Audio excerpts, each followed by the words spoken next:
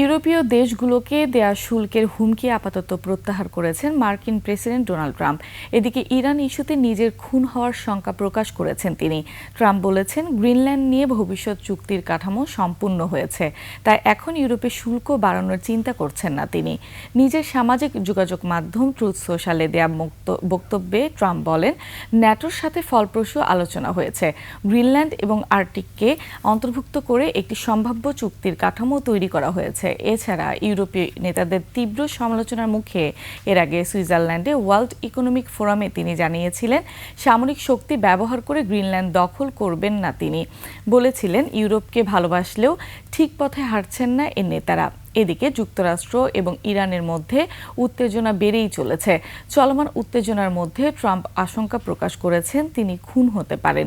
তিনি জানান, যদি তাকে হত্যা করা হয় তবে পৃথিবীর মানচিত্র থেকে ইরানকে মুছে দেবে যুক্তরাষ্ট্র।